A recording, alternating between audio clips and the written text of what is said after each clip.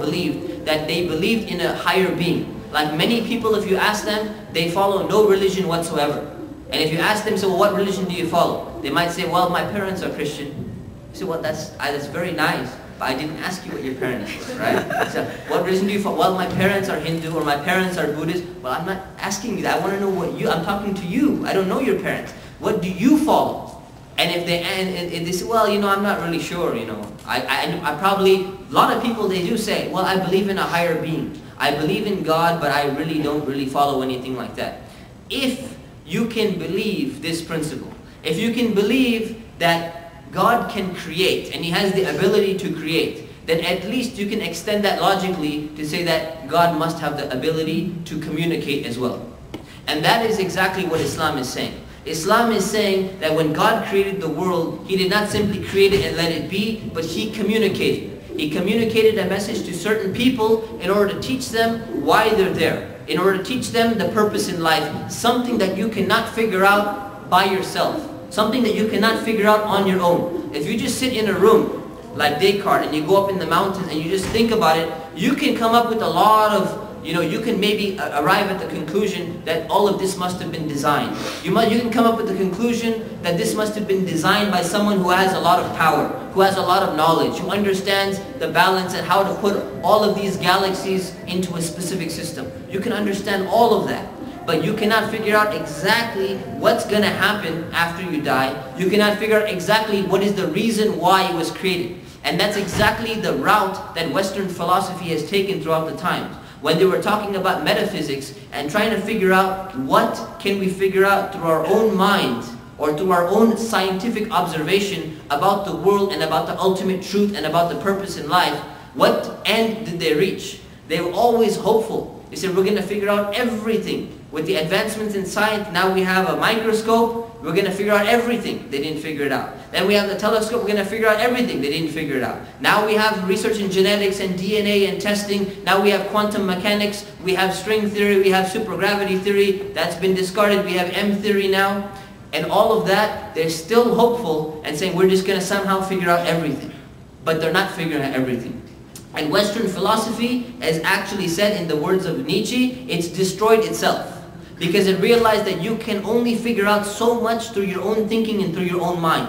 There's something where your mind will stop and it'll be at a limit and you cannot figure out on your own. So what Islam is saying and what the Quran is saying and what the prophets were saying is they were saying that the way to figure out those things is through revelation. It's through a communication with our Creator. And that's how we can figure out those things. But if you want to determine and decide which claim to revelation and which claim to communication is correct, and how can we make sure that we're not going to be fooled and we're not going to be deceived, you need a number of things. And you can probably add to the list yourself if you think about it. But one, definitely we need a communication or a book or a revelation that has been preserved. That has been preserved intact, authentically. That's not been changed, it's not been had modifications made to it, there's not been additions or subtractions to it, something that has been authentically preserved. And this is something which Islam brings to the table. It brings to the table a book, the Quran, which is something that has not changed over time. There's been no additions, there's been no subtractions, there's been none of that. Number two, a book which has no contradictions. No contradictions, because if there were, then definitely it could not be from a perfect being. If it had a contradiction, it's saying one thing and then somewhere else it's saying something completely different. It wouldn't make sense. If it said 3,000 men entered this room on this day, and then it says again 30,000 men entered this room on this day, you have a problem. So that means that there must be some human error, there must be some inaccuracy in there. And number three, there should be no irrationalities. It doesn't mean that you can understand everything that is beyond your perception.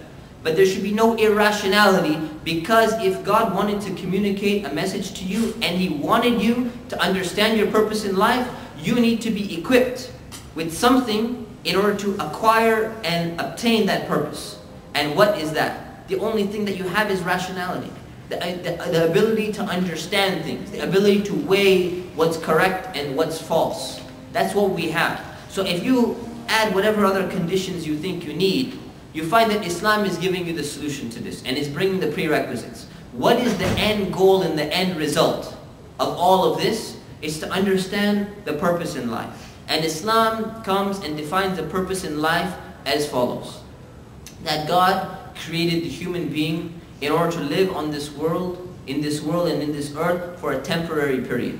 And this temporary period is actually going to be, one, a test, and two, human beings have been put in a position of honor, such that they're actually above the rest of creation. They're above the animals, they're above the inanimate objects, they're above the mountains, in the perception or in the understanding that they've been given free will, that they've been given the ability to choose between right and wrong. So they have the potential, when they choose the right, to be the best of creation.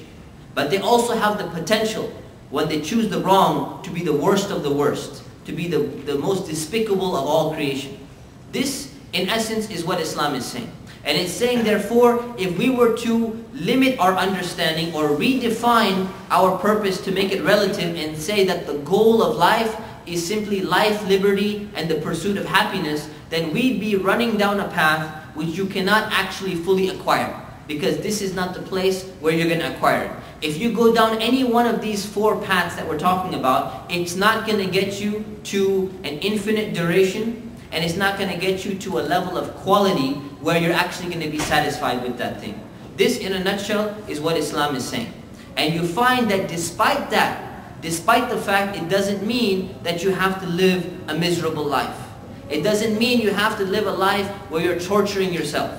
It doesn't mean you have to live a life where you're constantly stressed and oppressed and all of these things. And if you think about it, when you submit yourself and when you surrender yourself towards the one true God, towards your Creator, you find a level of freedom that you never find in anything else. And that's where we go back to path number 4. Path number 4, as I said, is something noble. It's something virtuous. Serving other people. Helping other people. If anyone has ever gone and volunteered and fed some poor people, if anyone's gone and helped some people who are in need, you felt something. You felt that need, that you're serving other people, and you felt good about it. Imagine that's on a temporary basis. Imagine if you're serving your Creator, you're serving God 24/7 throughout your entire life.